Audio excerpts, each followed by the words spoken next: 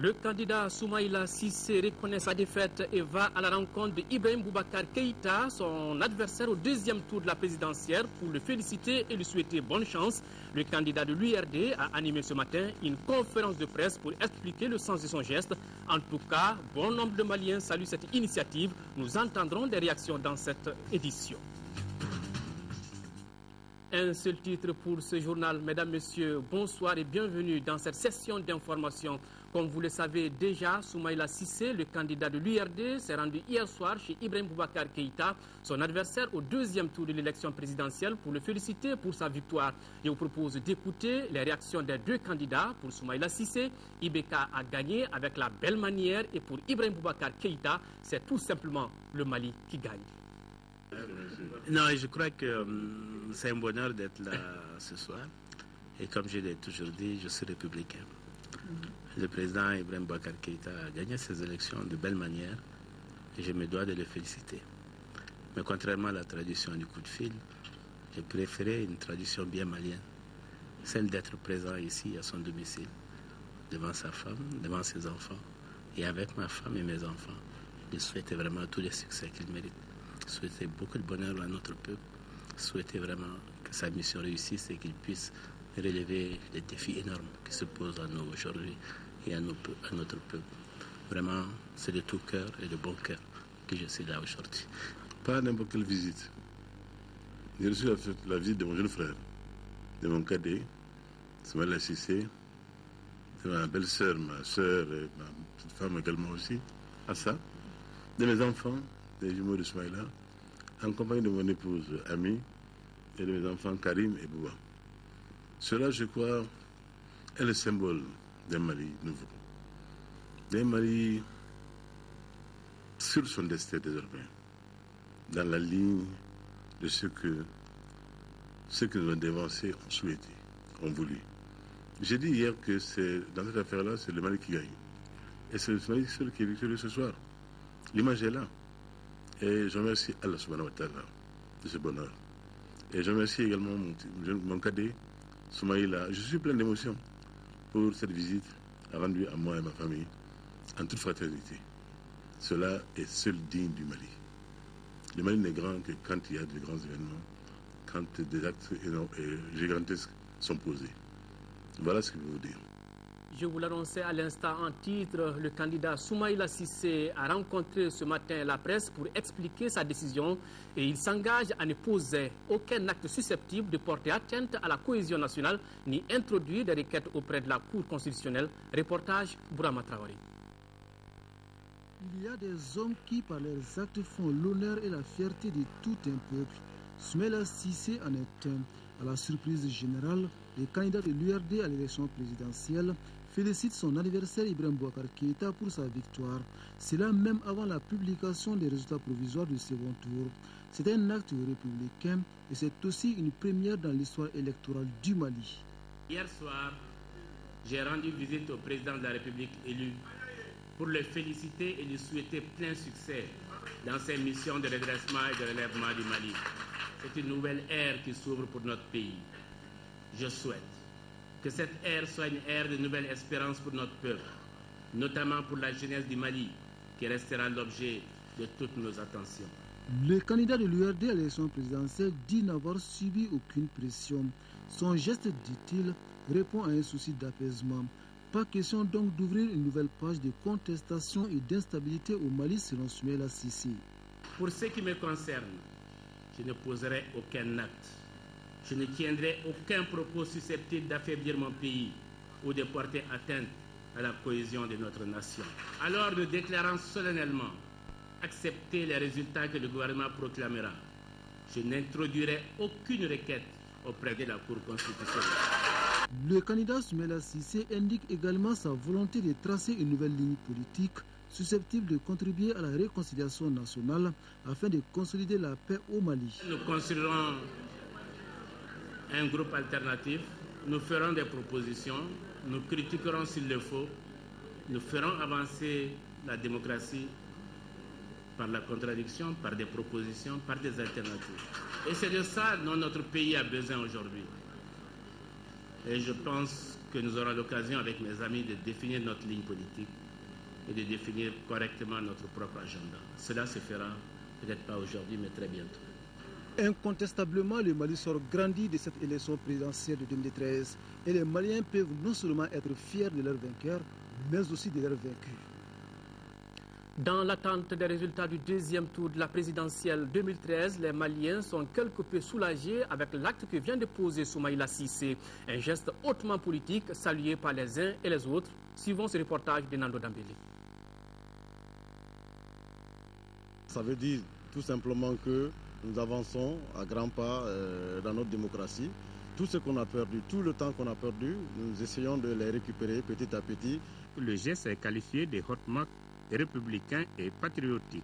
Ce geste, je l'ai dit, est d'une haute portée politique parce que la crise que nous avons vécue était à la fois sécuritaire et politique. Il présage d'une réconciliation de la classe politique avec elle-même et de l'avènement d'une démocratie avec une majorité qui gouvernera et une opposition qui s'opposera de façon constructive. Le geste de Soumaïla Cissé vient conforter les équipes d'observation déployées à l'occasion de ce scrutin. Il rassure également le peuple malien en coupant court à toute supputation. Ce qui a pris de court les observateurs hier, et tout le monde d'ailleurs, je pense que c'est la démarche elle-même de Soumaïla, qu'il aille en famille, personnellement, physiquement, au domicile d'Ibrahim Boubacar Keïta, qu'il a reçu aussi en famille, et pour une conversation vraiment, comme on l'a vu sur le petit écran, une conversation très amicale, très détendue, et en famille, encore une fois. Donc, c'est pas le caractère de la démarche, mais la forme qu'elle a prise qui a surpris tout le monde. Voilà, quelques heures seulement après l'annonce de la nouvelle, notre équipe de reportage dirigée par Nouhoum Sissoko a fait un tour en ville ici à Bamako. Vous allez les entendre, les citoyens apprécient positivement ce geste qui, selon eux, grandit notre pays et sa démocratie. Soumaïla, il s'est montré très grand, je ne suis pas de son parti, mais il a placé l'intérêt supérieur de la nation au-dessus de sa propre personne. Donc moi je crois que non seulement il a honoré son parti, mais il a honoré également la nation malienne. Il s'est montré républicain, il l'a prouvé, et je crois que c'est l'intérêt du Mali qu'il a défendu. L'acte que Soumaïla a posé, c'est un acte de gentleman. Il a montré aux Maliens qu'il est un vrai citoyen, qu'il aime son pays. Il a fait preuve de sagesse. Je pense que nous, les citoyens maliens, on doit réagir comme lui. C'est un démocrate, c'est un intellectuel. Pour moi, on doit respecter les résultats des urnes. Comme étant un intellectuel, donc il a bien compris c'est ce qu'il fallait faire. Il aime la paix, il veut que les Maliens soient tous derrière Ibeka. Lui ne veut pas de problème. Donc tout le monde, si quelqu'un ne veut pas de problème, il ne veut pas que personne aussi crée de problème. Il veut que tous les citoyens soient confirmés que Ibeka est devenu président. Lui l'a accepté, il veut que ses militants aussi acceptent. C'est un bon Malien. Il a fait ça pour le Mali. Et ça doit se faire. Vraiment, je suis très content de ça. Je pense que tous les Maliens, l'opinion internationale, tout le monde est très content de ce geste. C'est un geste amical. C'est bien. Voilà, ambiance et réaction dans la ville de Bamako après cette décision.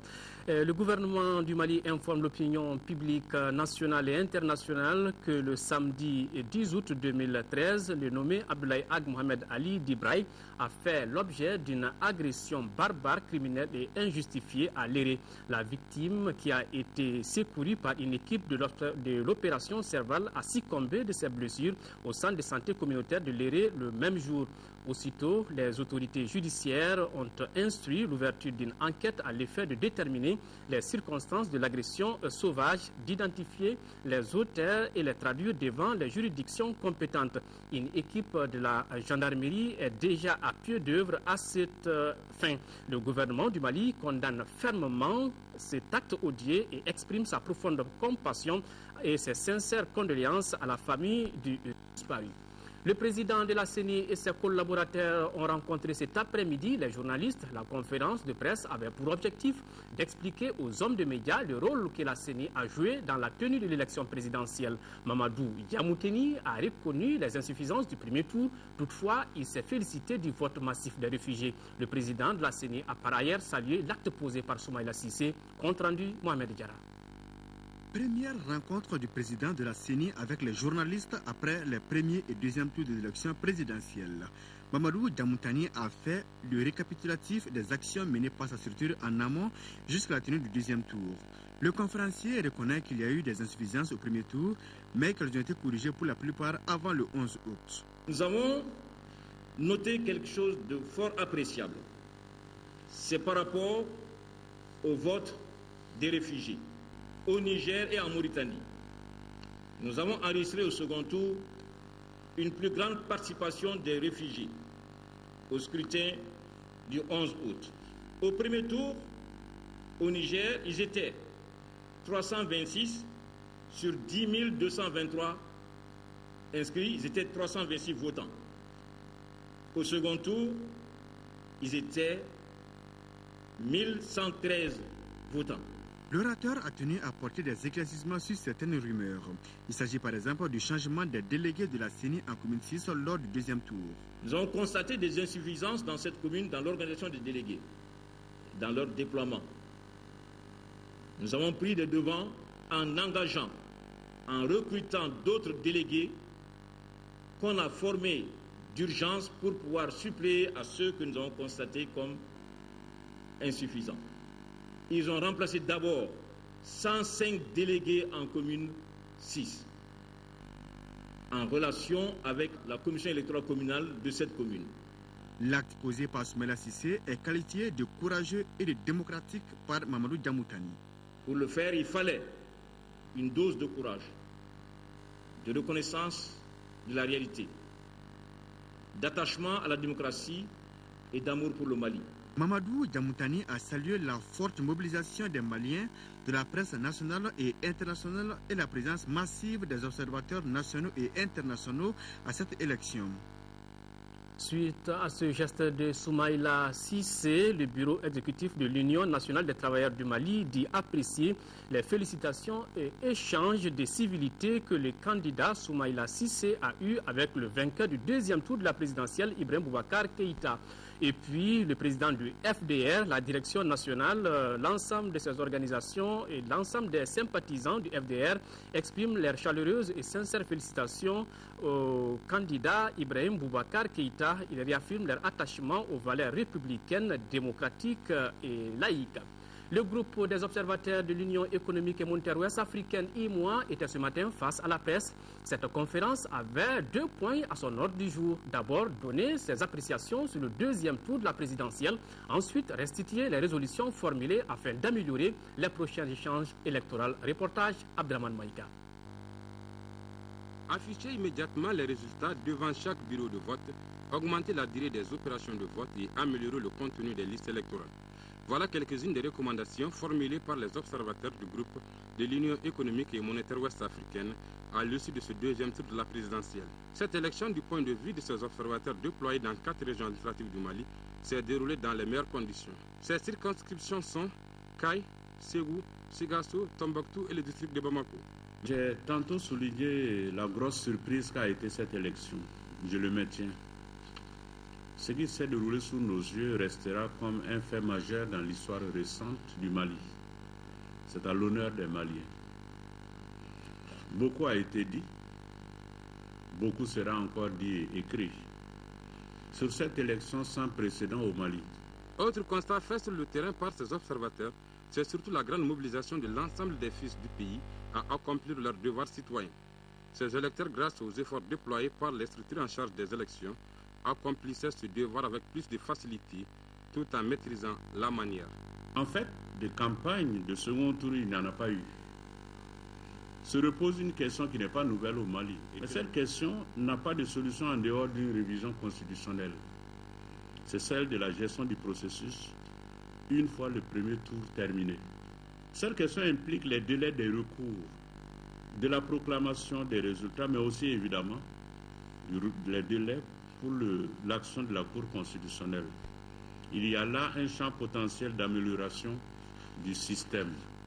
En attendant les prochaines séances électorales au Mali, le groupe des observateurs de l'UEMOA invite les partis politiques à mieux choisir leurs mandataires. Car selon eux, parmi ces représentants, il y avait des gens qui ne savaient ni lire, à forte théorie, rédiger un procès verbal. Le Centre malien pour le dialogue interparti et la démocratie, CMDID, félicite les populations maliennes pour le sursaut national qu'elles ont accompli par une participation importante aux élections présidentielles de 2013. Le CMDID saisit l'opportunité pour saluer la maturité et la responsabilité des acteurs politiques au Mali. L'Association des jeunes avocats du Mali, AJAM, avait déployé environ 100 observateurs pour l'élection présidentielle. Après la tenue du second tour, l'association a rencontré la presse hier après-midi pour faire le point de ces observations. Selon les responsables de l'association, les opérations se sont bien déroulées. Compte rendu, Moussa Fani. Les opérations de vote du 11 août se sont déroulées dans le calme et sans incident majeur, mais le taux de participation risque de connaître une légère baisse. C'est la principale information donnée par les responsables de l'Association des jeunes avocats du Mali, AJAM, qui avait mobilisé une centaine d'observateurs pour la circonstance. Dans l'ensemble, les opérations se sont déroulées de manière régulière. Les petites insuffisances qu'on a constatées sont mineures et ne sont pas de nature à entacher la régularité des opérations électorales du deuxième tour du 11 août 2013. Nous invitons les autorités à prendre connaissance du rapport qui va suivre et à mieux observer les recommandations que nous allons y indiquer pour que, à l'avenir, les insuffisances soient corrigées. Et ça va donner encore plus de crédibilité à tous les langues démocratiques et toute la consolidation de la démocratie que notre pays est en train d'engager. Les responsables de l'association ont également salué les structures techniques pour les efforts consentis pour l'organisation de l'élection présidentielle 2013. Le réseau des observateurs électoraux en synergie avec l'organisation panafricaine des messagers de l'unité africaine MIA se félicite de la bonne organisation du scrutin du dimanche et par la même occasion salue les efforts du gouvernement de la République du Mali et de la société civile. Nous vous proposons un extrait de cette déclaration lue par Prosper Sissou, propos recueillis par Cheikh Oumar Sangari. Nos émissaires ont fait les constats suivants. Une participation plus remarquée des femmes à ce scrutin et la sensibilisation de la population sur la nécessité d'accomplir son devoir civique. Et même des personnes âgées, des handicapés aussi déterminés y ont pris part. Tous les bureaux de vote visités étaient facilement accessibles. Le matériel électoral était de bonne qualité et en nombre suffisant dans les bureaux de vote visités. La transparence du processus électoral, le constat du caractère pluraliste du scrutin, la bonne ambiance des responsables des bureaux de vote face aux observateurs, l'existence des urnes transparentes et des isoloirs conventionnels, la disponibilité des résultats pour les représentants des candidats présents et l'accessibilité de ceux-ci dans leur globalité par le public présent à l'issue de la phase de dépouillement et d'agrégation qui s'est opérée selon les dispositions légales en vigueur. Au vu de tout ce qui précède et des rapports des diverses missions qui le constituent, le Rio confirme sous toute réserve que le second tour de l'élection présidentielle du 11 août 2013 au Mali est globalement acceptable. Après la Venise malienne, Mopti, le représentant spécial du secrétaire général des Nations Unies, s'est rendu à Kidal pour constater le bon déroulement des opérations de vote dans la région. Accompagné d'une dizaine d'observateurs de la CEDEAO et de l'Union africaine, Albert Gérard Conders s'est dit satisfait de la bonne organisation du scrutin et de la mobilisation de la population de Kidal. Il l'a dit au micro de Tchemogo Sagara. Bon, je fais un tour aujourd'hui à Kidal et à Mopti et aussi à Bamako. Au moment que nous parlons, je suis très heureux qu'il n'y a pas d'incidents. Je crois qu'ils sont beaucoup de personnes qui sont en train de voter, ou sont en train de chercher leur poste pour voter. Alors ma première impression est positive. Ça veut dire que les Maliens de nouveau veulent montrer leur marque sur le futur de leur pays. C'est impressionnant. Maintenant, nous sommes à Kidal. Je suis heureux d'être de nouveau ici. Aussi, ici, c'est calme, c'est bon. Et il y a une ambiance positive. On va voir combien de gens vont voter. C'est quelque chose qu'on peut seulement voir plus tard. Ce jour reste un jour sans incident, avec la transparence, avec une volonté des Maliens de montrer ce qu'ils veulent pour leur futur. Et aussi la nécessité que tout le monde va accepter les résultats dans l'apaisement pour donner la possibilité au Mali, dans toute cette diversité, avec tous les différents groupes, de se retrouver après ces élections. Aujourd'hui, c'est un jour important et positif. Le ministre de l'économie et de l'action humanitaire a rencontré ce matin dans son département les partenaires humanitaires. Cette rencontre avait pour but de créer une synergie d'action entre le département et l'ensemble des acteurs intervenant dans le domaine humanitaire afin de densifier et d'harmoniser toutes les actions en faveur des populations frappées par la crise. Le ministre Mamadou Namouri Traoré a saisi l'occasion pour rappeler qu'en dépit des efforts déployés par le gouvernement, les problèmes alimentaires se présentent toujours avec acuité. Le ministre a donc exhorté ses interlocuteurs à accompagner le gouvernement pour relever les défis humanitaires du moment. Les partenaires, quant à eux, après avoir salué cette initiative du département en charge de l'action humanitaire, ont marqué leur disponibilité d'être aux côtés des pouvoirs publics et ils ont par ailleurs vivement souhaité la mise en place de la cellule d'appui à l'action humanitaire et aussi le cadre de concertation que constitue la commission interministérielle. Inauguration cet après-midi à Kati du siège du parti de l'Alliance pour la solidarité au Mali. Convergence des forces patriotiques et c'est Soumeilou Boubei Maïga qui a procédé à la coupure du ruban symbolique. C'est ce que nous dit Mahamadou Doumbia. Le parti de l'Alliance pour la solidarité au Mali, Convergence des forces patriotiques, ASMA CFP, vient d'avoir un siège à Kati-Malibougou. Inauguré par le président du parti, Soumeilou Boubei Maïga, ce siège est le fruit de l'engagement des militants de l'ASMA CFP depuis la création de ce parti qui soutenait aussi depuis longtemps Ibrahim Boubacar Keïta pour l'élection présidentielle de juillet 2013. Nous sommes vraiment très heureux aujourd'hui d'accueillir le président du parti chez nous parce que ça fait au maximum un mois qu'on a adhéré à ce parti et qu'on a cherché les chaises, on a eu ces chaises-là, on a essayé d'équiper les chaises-là. Quand on a informé le président, il dit « je viens vous voir directement ». Et il est venu, vraiment, ça nous réconforte beaucoup, ça nous motive vraiment dans le travail et que je pense que nous allons faire tout pour porter ce flambeau haut au niveau du cercle de Kati. Au cours de leur intervention, tous les militants et hautes personnalités et les représentants des 37 communes ont salué le président du parti et loué ses bienfaits à travers le cercle de Kati.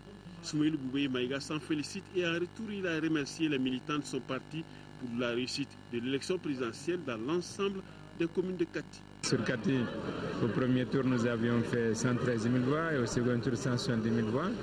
Et c'était une occasion aussi pour remercier les électeurs, les dirigeants, les animateurs du parti et de l'ensemble de notre alliance. Il faut qu'ils continuent, surtout il faut qu'ils continuent de se mobiliser. Et ils ont contribué à asseoir, à élire un président. Et il faut qu'ils sachent que ce n'est pas la fin des problèmes. Il faut que tout le monde continue d'assister le nouvel exécutif qui va se mettre en place pour faire face à toutes les attentes qui sont nombreuses, multiples, quelquefois difficiles, mais aussi à tous les enjeux internes et externes. Après cette inauguration, tout sera mis en œuvre pour équiper ce siège avec toutes les commodités possibles. Culture à présent, la préservation des sites et biens culturels au Mali. On en parle avec cet atelier qui a débuté ce matin à Bamako. Experts du ministère de la Culture, professionnels du patrimoine culturel, représentants des organisations et associations humanitaires doivent réfléchir à cette problématique. Reportage à Guibou Koulibaly. L'occupation des régions du nord du Mali par des groupes armés a engendré une grave crise. Les conséquences ont pour nom déplacement des populations, destruction de monuments historiques comme le tombeau des Askia à Gao, les mausolées des saints à Tombouctou. Conscient de cette situation, le ministère de la Culture, en collaboration avec le bureau multipays UNESCO pour le Mali, a initié cette journée de réflexion, une journée dénommée Appui humanitaire et protection du patrimoine culturel. Le ministère de la Culture ne ménagera aucun effort pour sauvegarder ce patrimoine culturel qui, par-delà l'affirmation de l'identité culturelle, participe à l'autopromotion communautaire en générant des revenus par le biais du tourisme culturel, de l'artisanat d'art et des industries culturelles. Déjà, l'UNESCO, de son côté, a adressé une lettre au procureur de la Cour pénale internationale CPI. C'est pour exprimer sa disponibilité à fournir son assistance aux enquêtes sur la destruction des biens culturels du Mali. Et l'UNESCO, depuis 18 mois, a pris l'engagement d'accompagner le Mali dans la restauration de ces patrimoines mondiaux et également de la restauration du manuscrit de Tombouctou. La journée de réflexion a permis aux professionnels de la culture de connaître les notions de base du patrimoine. Ensuite, les conventions internationales ratifiées par le Mali, les textes législatifs et réglementaires nationaux régissant la protection et la promotion du patrimoine culturel dans les régions du nord du Mali gravement affectées par la crise. Autre protection, plus de 25 000 enfants sont victimes de la crise sécuritaire et nutritionnelle dans notre pays. Face à cette situation, le ministère de la Famille, de la Promotion de la Femme et de l'Enfant, à travers la Direction nationale de la promotion de l'enfant, de la famille, a élaboré une politique nationale de promotion, de protection de cette couche. Pour l'adoption des documents relatifs à ce sujet, les acteurs concernés se sont retrouvés à Sélengué. Reportage Kayatou Koni. Enfants soldats, enfants non accompagnés, enfants déplacés, enfants victimes de violences sexuelles, voilà ce qui a créé la crise que notre pays a vécue. Ce chaos dans lequel se trouve le Mali a de lourdes conséquences sur les enfants. Le changement de contexte social, les problèmes de prise en charge des besoins des enfants et de la famille sont entre autres les priorités du ministère de la Famille, de la Promotion de la Femme et de l'Enfant. Urgence, 10 ministères, à travers la Direction nationale de la promotion de l'enfant et de la famille, a mis en place une politique nationale de promotion et de protection de l'enfant au Mali. Compte tenu des événements que nous vivons dans notre pays depuis presque 2 ans maintenant, ces événements-là ont entraîné des facteurs, des situations nouvelles qui ont eu un impact négatif sur les enfants. Ça, c'est des situations nouvelles que notre pays ne connaissait pas, que nos enfants ne connaissaient pas. C'est donc des difficultés que nos enfants rencontrent aujourd'hui. Et l'un des objectifs de cet atelier, c'est d'insérer ces dimensions nouvelles dans le document de politique pour qu'il soit complet. Mon département, en collaboration avec ses partenaires, œuvre inlassablement à l'élaboration d'un cadre stratégique d'intervention à travers la production d'un document de politique de référence. La crise que notre pays a traversée a compliqué les conditions de vie des enfants. Après cette crise, le Mali est prêt à se relever pour améliorer la situation difficile de ses enfants, d'où la tenue de cet atelier ici à Sélengué, ces enfants qui sont l'avenir de demain.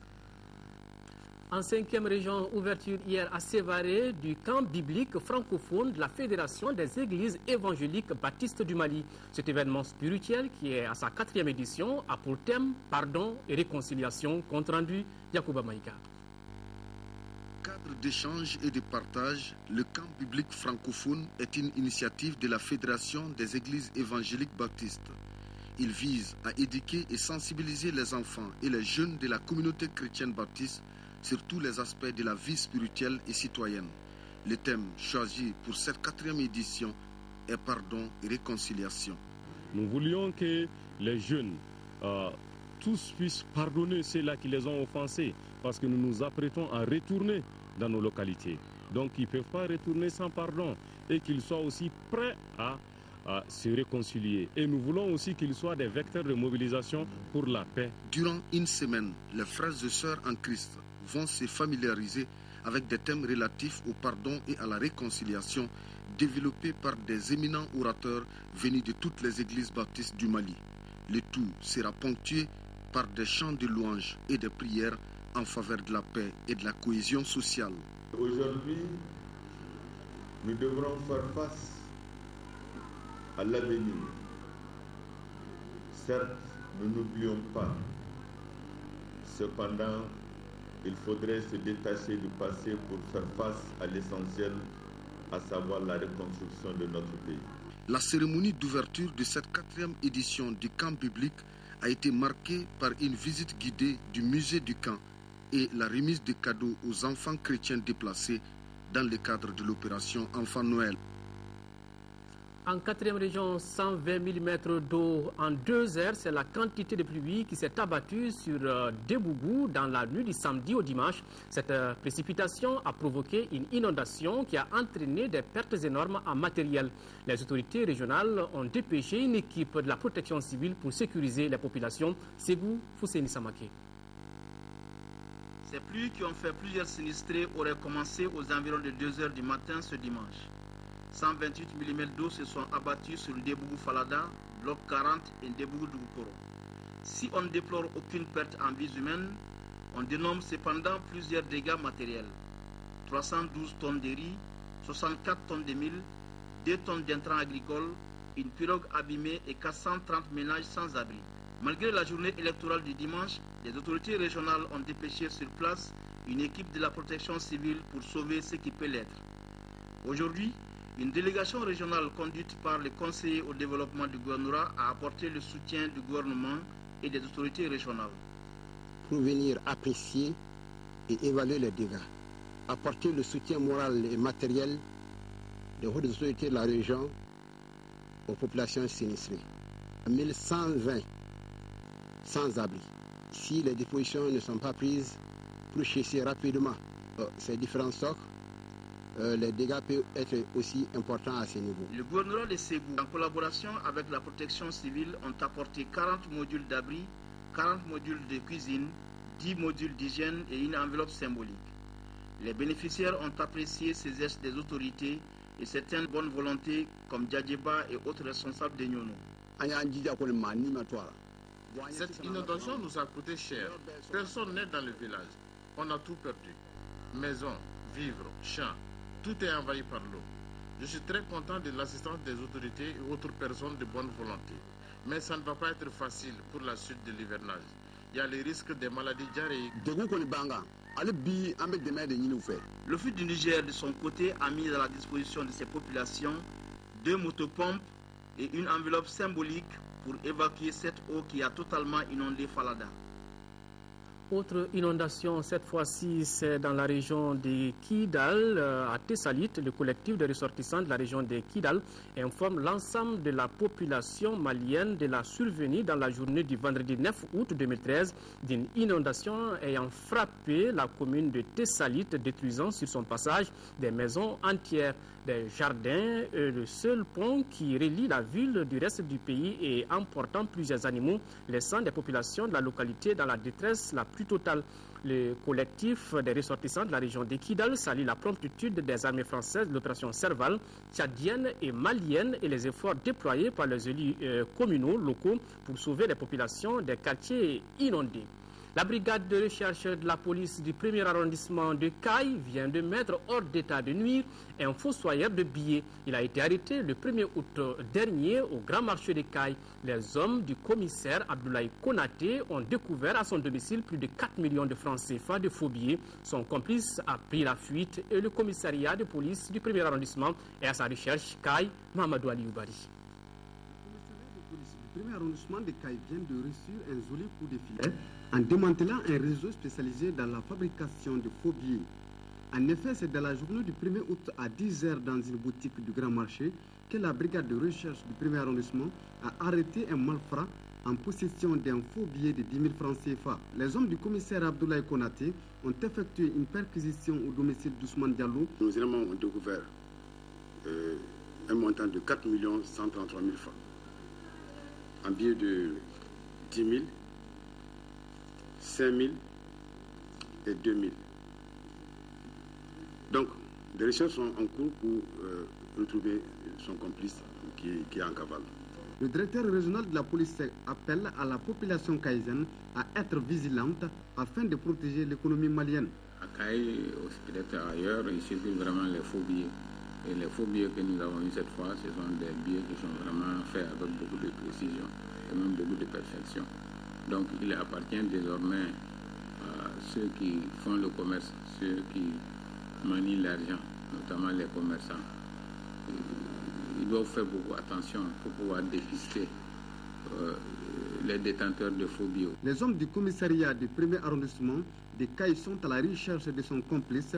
Pour le moment, Ousmane Diallo, âgé de 38 ans, qui est de Kakoulou, médite sur son sort à la prison centrale de Caille. Sur la base des prix fournisseurs du mois d'août 2013, les prix indicatifs plafond à la pompe des produits pétroliers en vigueur restent inchangés, excepté le prix non subventionné du gaz butane. À titre de rappel, ils sont deux: supercarburant sans plomb, 750 francs le litre, pétrole lampan, 565 francs, gaz oil, 665 francs, distillate diesel oil DDO, 665 francs, fuel oil, 475 francs le litre, jet à 1 libre. Il faut noter que le prix subventionné du kilogramme de gaz butane est de 584 francs CFA. Par conséquent, le prix de vente de la bouteille de 2,75 kg est de 1605 francs CFA et celui de la bouteille de 6 kg est de 3500 francs CFA. Quant au prix non subventionné du kilogramme, il est de 1037 francs CFA. Retrouvez ce soir cybernétique avec Ibrahim Traoré et toute son équipe. Ce numéro fait un focus sur la modernisation en cours de l'administration malienne. Cybernétique, c'est tout à l'heure après PMU Mali. Fin de cette édition, l'ensemble de la rédaction vous remercie de votre aimable attention et vous donne rendez-vous demain 10h-13h. Une présentation de Mohamed Touré et j'aurai tout le plaisir de vous présenter celle du soir. Retrouvez cette édition sur notre site www.ortm.ml.